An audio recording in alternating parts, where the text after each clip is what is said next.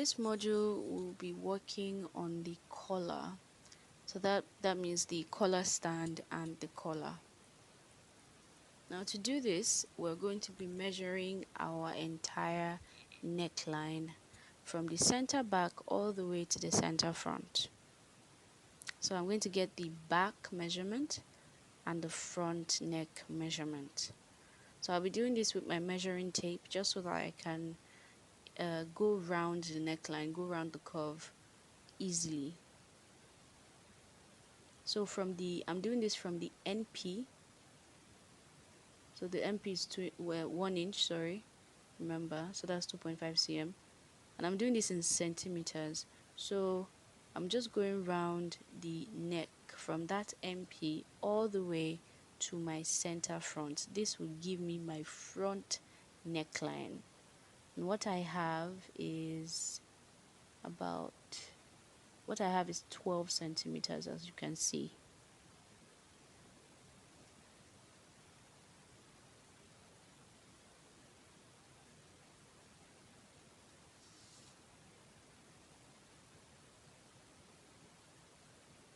So my front neckline is 12 centimeters.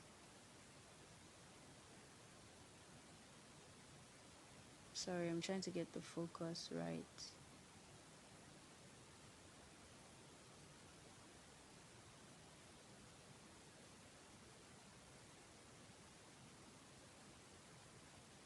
Alright, and now I'll be measuring the back neckline from the center back all the way to the NP. Still using my tape and my centimeters. So my back neckline is 7.5 centimeters.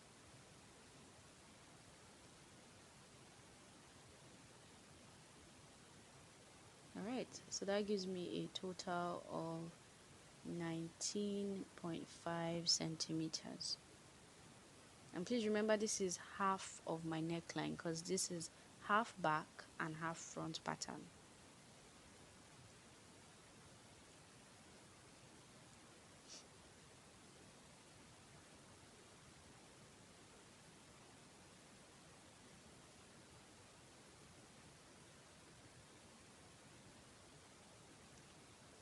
Alright, so let's now get our collar stand. So draw a horizontal line. It can be as long as you like. Just draw a horizontal line.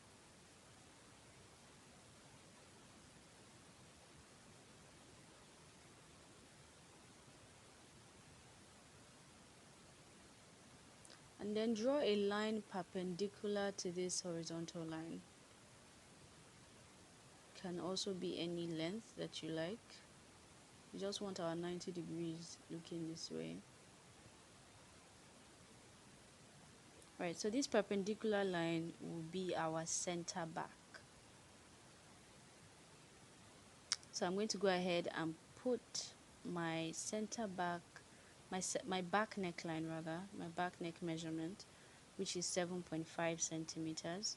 Please remember when I measured from center back to neck point, so that's why I'm labeling that as my neck point.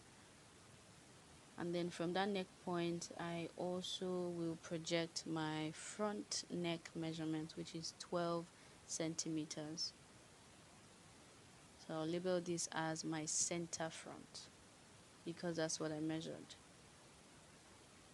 After that, I'll also mark where my yoke would be. This is just to help me notch my pattern or my fabric so that when I'm sewing everything can align. So my yoke was 1 inch, so I'm just going to label that.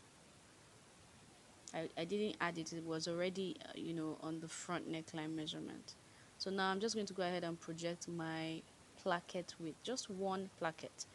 That's the finished placket width of 1 inch. I'm going to go ahead and mark that after my center front. That's because by the time I've folded my placket in place, I'll end up with just a 1 inch placket. So just put the finished placket width after the center front neck measurement and label as your placket.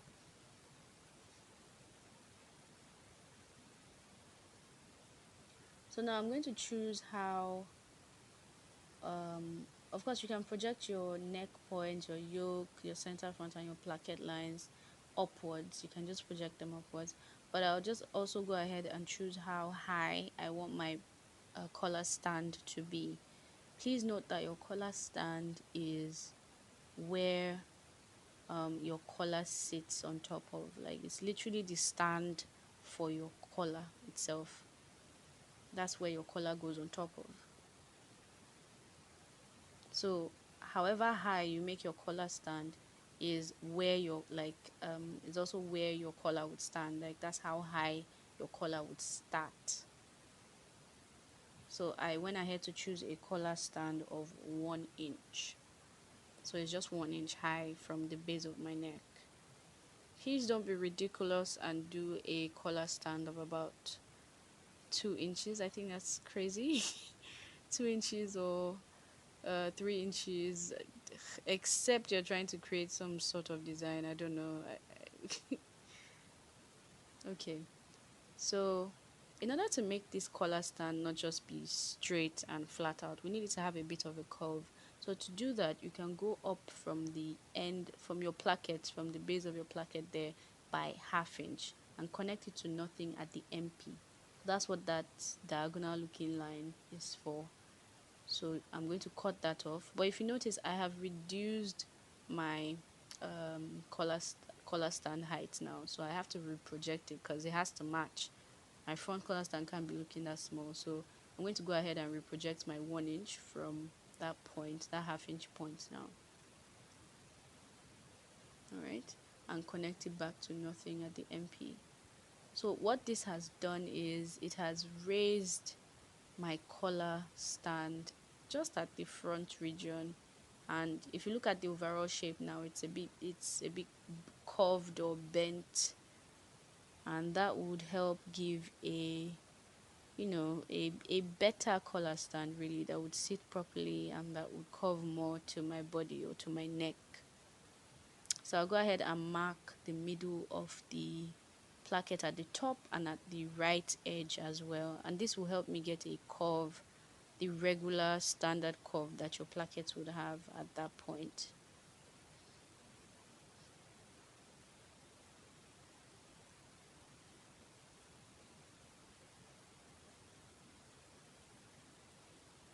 So from the middle of the top to the middle of the side.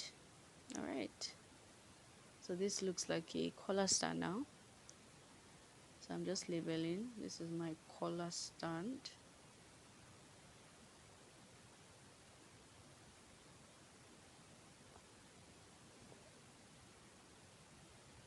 All right, so after this, I'm just going to go ahead and mark how wide I want my collar to be.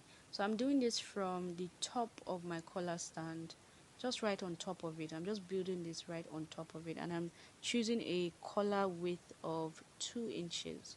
Now yours can be as wide as you like.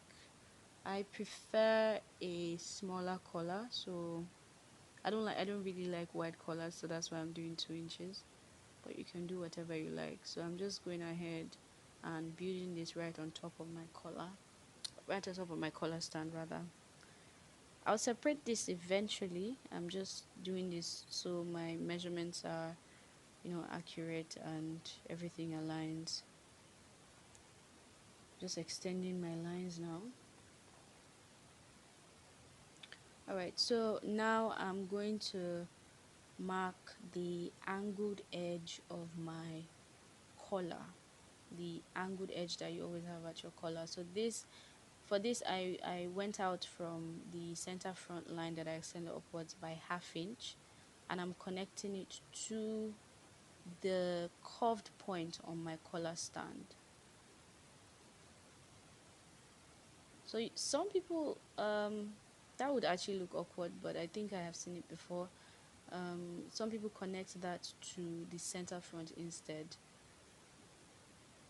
but I think this is more proper. This is connecting it to the curved points there. So it doesn't have to, that's the angled edge now, doesn't always have to be a straight line. It can be angled outwards or inwards, and I did that by going 1/2 inch outwards and half inch inwards from that straight line. So yours can be angled however you want. It can be slightly more or less than what I have illustrated, but it's best not to be too angled, because what will happen is if it's angled out too much, it would overlap, and if it's angled in too much, it would just be too far away from each other. So don't do too much. A half inch is a very safe guide. All right, so I'm planning on using the middle line anyways, the straight one. I'm just going ahead and marking my I'm just going ahead to mark my notches and label the collar and collar stand accordingly.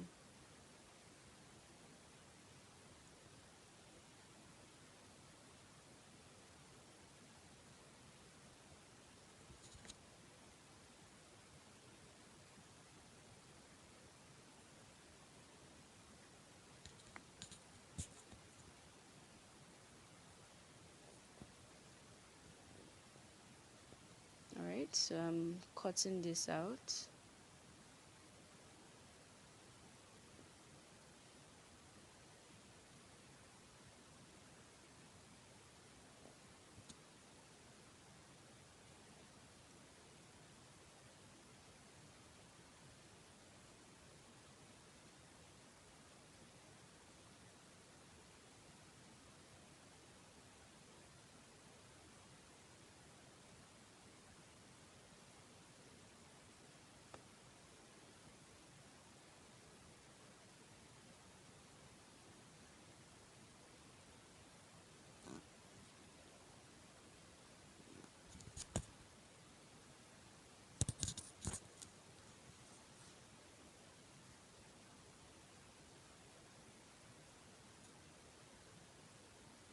All right, so I decided to go with the middle line that I created for the collar. Alright, so before I separate the collar from the collar stand, I'm just going to fold it in place as if it has been assembled, just to see what it looks like. So if you like, you can take this up to your neckline, just place it on your neck and check the mirror to see if you like what it looks like, to see if you like the angle that you created. If you don't, please feel free to adjust this to suit your taste. So for me, I prefer the angled line, the one that's going inwards. So I'm just checking it again to be sure. I prefer the inner one. Alright, so I'll go ahead and draw that out perfectly so that I can cut it out.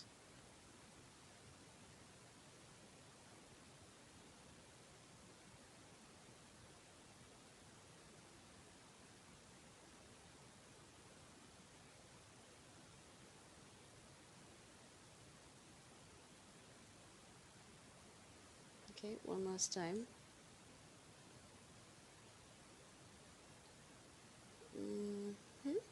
I'm fine with this. Alright, so if you're fine with yours as well, go ahead and separate the collar from the collar stand.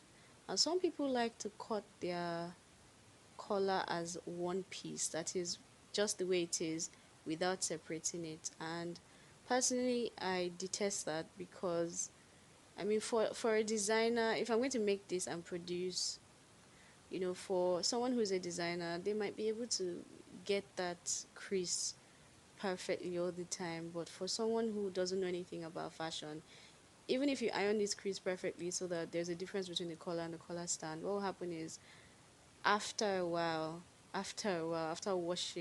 and ironing, they just wouldn't know where the crease is anymore, and then it would just look like a mess. It would look like a hot mess. Even if it looks nice at the front, it might look like a mess at the back. So I prefer to have a two-piece collar that is separating the collar and the collar stand. All right, so I also made a little bit of adjustment here. I want the front of the collar to be wider than the back. So what I just did was I reduced the top of the collar by 3/8 of an inch. I did that just at the center back and at that neck point line that was extended upwards, and I'm connecting it back to nothing at the top of the collar there. So what will happen is the back to the neck point area would be smaller than the front. So the front of the collar, or the center front region, is wider than the back. So you can, I mean, you don't necessarily have to reduce yours. You can choose to just increase the front, for instance. But like I said before, I don't really like a wide collar. That's why I'm, reducing this. And this is also a look on its own. So if this is your kind of look, of course you can reduce your collar like so. If not, having the collar as the same width is also acceptable. All right.